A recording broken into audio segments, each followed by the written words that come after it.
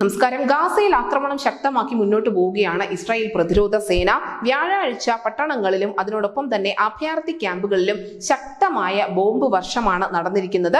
മേഖലയിൽ ഇരു വിഭാഗവും തമ്മിലുള്ള നേരിട്ടുള്ള ഏറ്റുമുട്ടൽ തന്നെയാണ് നടന്നുകൊണ്ടിരിക്കുന്നത്. കര വ്യോമ മാർഗങ്ങൾ വഴി ഇസ്രായേൽ ഈ ഒരു ആക്രമണം ശക്തമാക്കിയിട്ടുണ്ട്. മാത്രമല്ല ജനവാസ മേഖലയിൽ അടക്കമാണ് ഈ ആക്രമണം നടക്കുന്നത് എന്നത് വലിയ ആശങ്ക ലോകത്തിന് സമ്മാനിക്കുന്നുമുണ്ട്.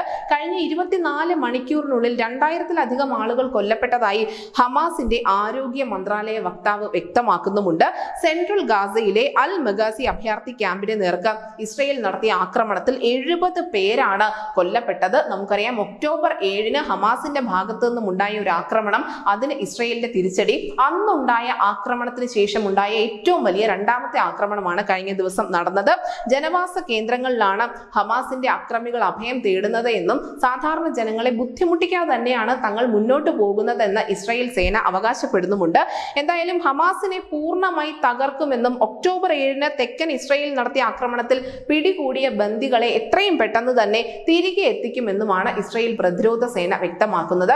എന്തായാലും സമീപകാലത്തൊന്നും തന്നെ പശ്ചിമേഷ്യ ഒരിക്കലും സാധാരണ ഗതിയിലേക്ക് തിരികെ വരില്ല എന്ന് തന്നെയാണ് ഈ റിപ്പോർട്ടുകളൊക്കെയും നൽകുന്ന സൂചന. അതുകൊണ്ട് തന്നെയാണ് 24 മണിക്കൂറിനുള്ളിൽ 2000 മനുഷ്യ ജീവനുകൾ കൊല്ലപ്പെട്ടു എന്നുള്ള വാർത്ത ലോകത്തിന് വലിയ ഭയം സമ്മാനിക്കുന്നത്. ന്യൂസ് ഡെസ്ക് ന്യൂസിന്റെ മലയാളം.